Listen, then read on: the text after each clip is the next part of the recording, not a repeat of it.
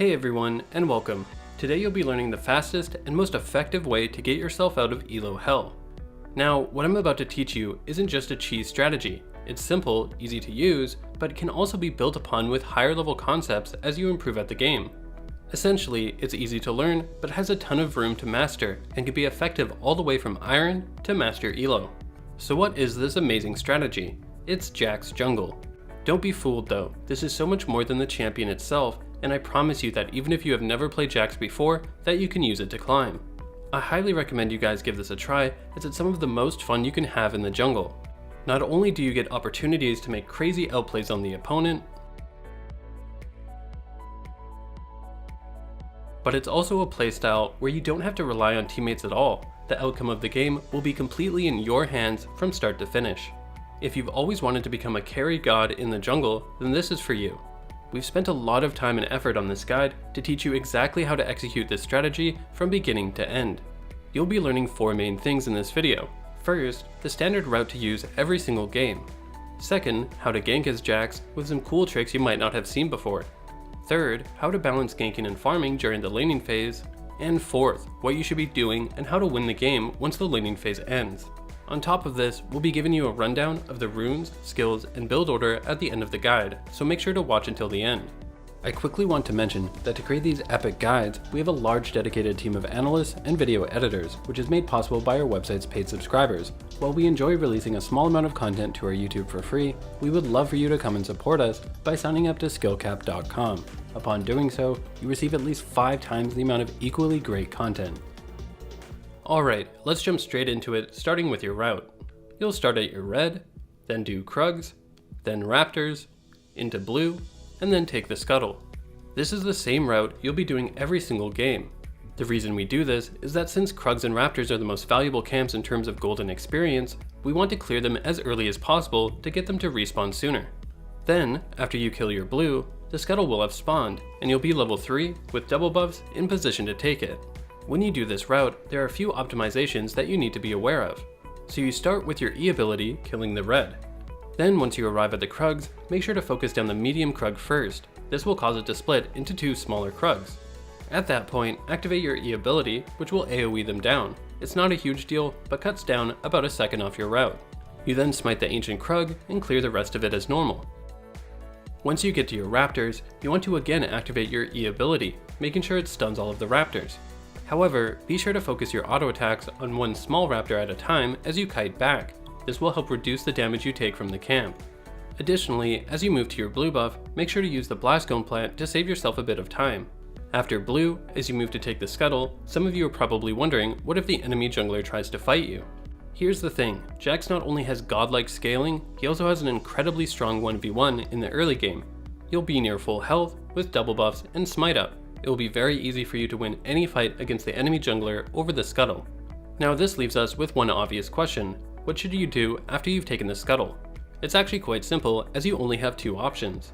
First, look to see if any ganks are available. Jax has great ganks in the early game due to having a form of engage with his Q and a stun with his E. For example, in this game you can see that Rumble is overextended mid after we take the Scuttle. We move to gank him to get a kill, but it doesn't work out. That's perfectly fine though, as we fall back on the second option, which is to clear our wolves, then Gromp, into recalling. This is the route you'll be executing every game. Start red, then Krugs, Raptors, blue, into Scuttle. Look to gank, then after the gank, or if none were available, clear your wolves, Gromp, into recalling. Now, before we head into what to do next, you first need to learn how to gank as Jax. First is your standard gank combo. You activate your E, then Q to the opponent, activate E again to stun them. The reason you activate your E early is that you can't reactivate it to stun the enemy for 1 second. By activating your E early, you'll be able to reactivate it once you land on the opponent, stunning them sooner. You then follow this up with an auto attack into your W ability. The reason why you auto attack first is your W ability resets your auto attack animation, letting you do additional damage. To summarize, it's E, Q, E into auto attack W.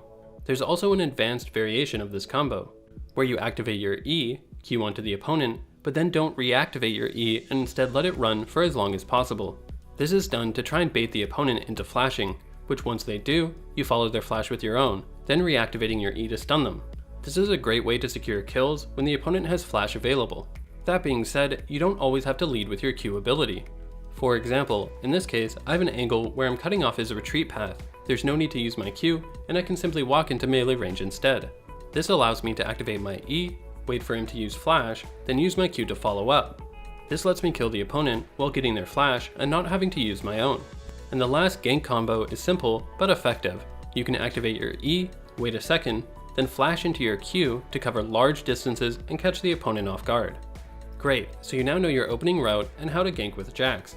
After your first recall, you'll want to buy a Skirmisher's Saber, and Longsword if you can afford one, otherwise just a Skirmisher's Saber. You should also get in the habit of purchasing a control ward whenever you can as Jax. This is because Jax can ward hop, where after you place a ward, you can use your Q ability to leap to it. This can be great at getting out of bad situations. It's also why holding a control ward in your inventory can always be handy, and why you should stay on a regular warding totem as your trinket throughout the game. Now, as you leave the base, head to your Krugs as they will have respawned, and after killing them, then clear your raptors. It's at this point you'll have what's referred to as dead time, which just means a length of time in which a jungler is waiting for his camps to respawn. As you can see, our Wolves and Gromp haven't respawned yet. You can make use of this by looking for ganks, soaking minions, whatever you need to do until your red spawns, which you take immediately. After this, you'll have a bit more dead time to work with to pressure the map. That being said, you'll want to recall once you have enough gold to purchase a Tiamat. The reason for this is Tiamat will enable you to clear camps absurdly fast. It's at this point you unlock a new phase of the strategy. With your Tiamat, you now want to focus on full clearing your jungle first, and then looking to take fights after.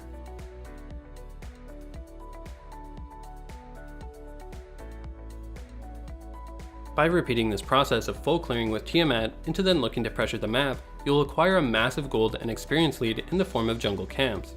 That being said, full clearing isn't enough. We'll also be using the tactic of soaking minions on top of full clearing our jungle to get an absurd amount of gold and experience. For example, after you've full cleared your jungle and cleaned up this fight, you might think to take the Rift Herald that's up, but that would be incorrect. Instead, you head mid to soak minion experience and get the tower. And what do you do after this? Well, with our entire jungle cleared, we invade the enemy's jungle, stealing their Krugs. You then gank bot after, soaking additional minions. As you can imagine, doing this over the course of the laning phase will give you a massive lead over everyone in the game. That being said, there's actually a very specific tactic you can use yourself to soak an ungodly amount of minions. When you gank a lane successfully, you want to push the remaining minions into the tower. This alone lets you soak a lot of minions. However, you then want to stay to take tower plates and soak the next wave. Then as the enemy returns to their lane, engage on them just out of tower range. This will allow you to soak further minion waves as you take more tower plates. It's through this process of full clearing and soaking minion waves that will give you a lead in the laning phase that's impossible for the enemy jungler to catch up to. Once the laning phase comes to an end, which is signaled by the outer towers falling, you enter into a new phase of the strategy, split pushing. Jax is such a strong dueler and scales so well with items and levels that at this point you'll be able to 1v1 anyone in the game. So you'll want to head into an empty side lane and begin split pushing. For example, in this game we see Darius pressuring top while none of our teammates are there to defend. We head top to easily 1v1 Darius.